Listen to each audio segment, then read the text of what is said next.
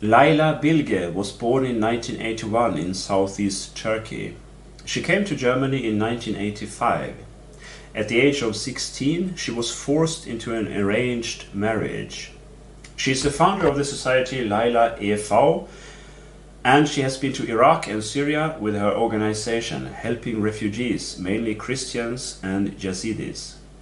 In the summer of 2016, she became a member of the AfD, the Alternative for Germany. In 2017, she converted from Islam to Christianity, and in the same year she became the speaker of Ulrich Oehme, who represents the AfD in the German parliament. In the autumn of 2017, she spoke at the annual Pegida event.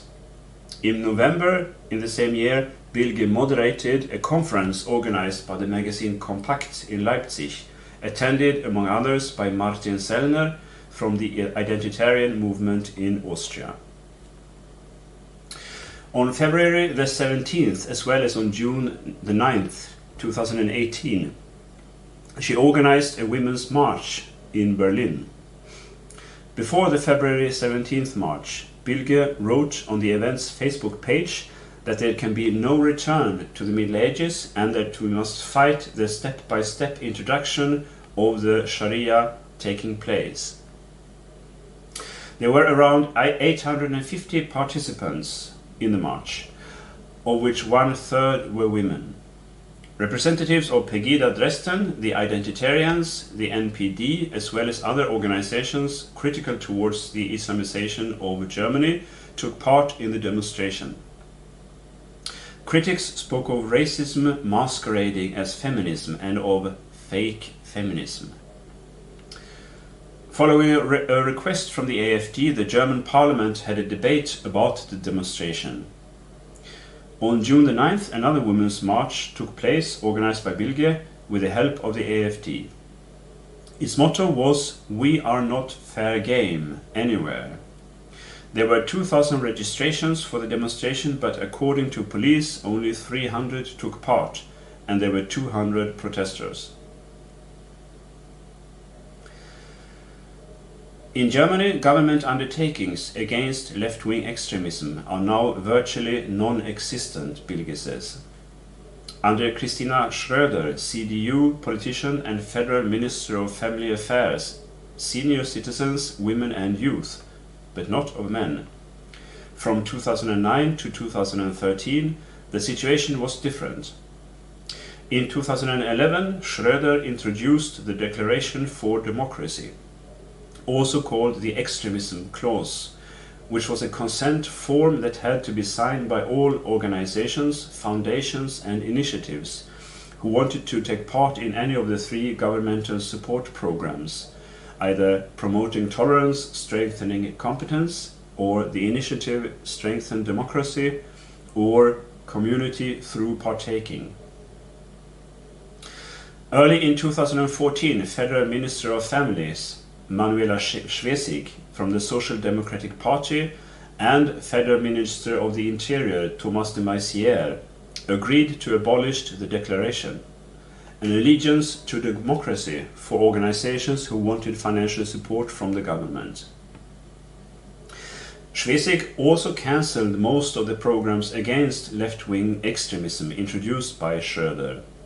Since 2014, almost all of the government-funded programs against extremism are against the so-called right.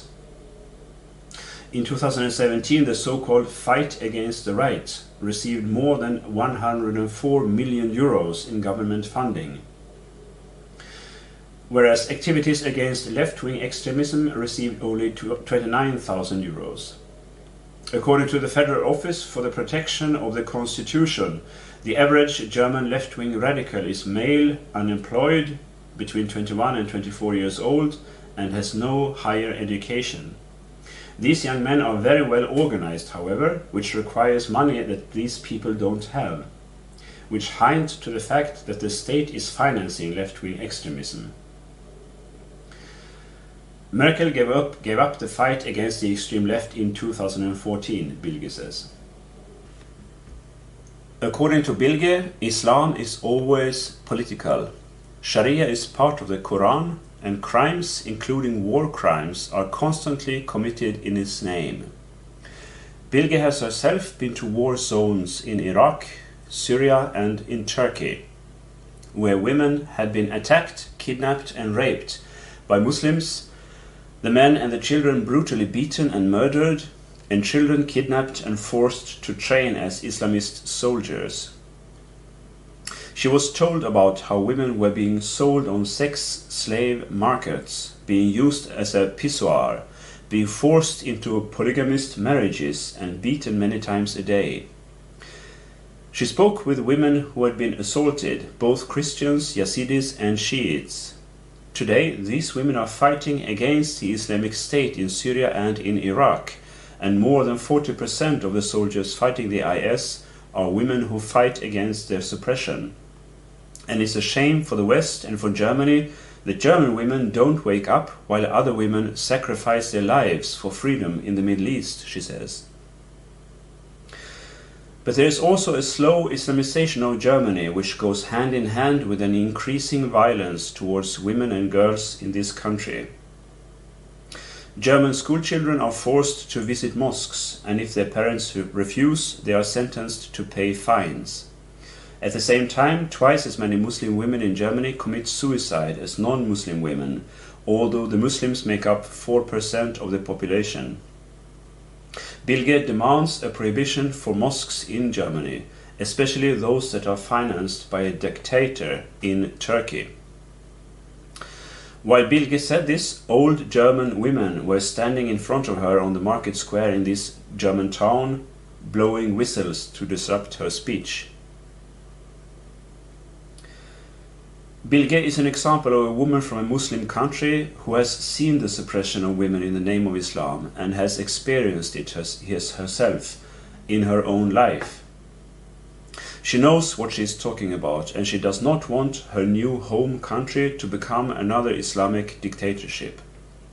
Her voice is extremely important in the public debate because of her experiences and because of the fact that she is a female immigrant from a Muslim country, which makes it difficult to accuse her of the things that the left usually tries to accuse its critics of: racism and hatred of women.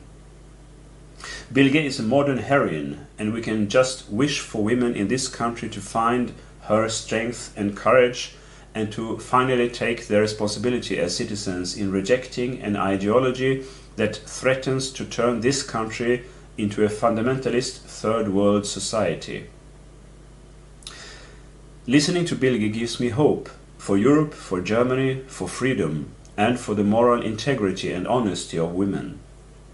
Ladies, you can do better than being seduced by the left because it promises you a future egalitarian paradise if you are just prepared to accept state regulations, discrimination of men, and open borders on the way.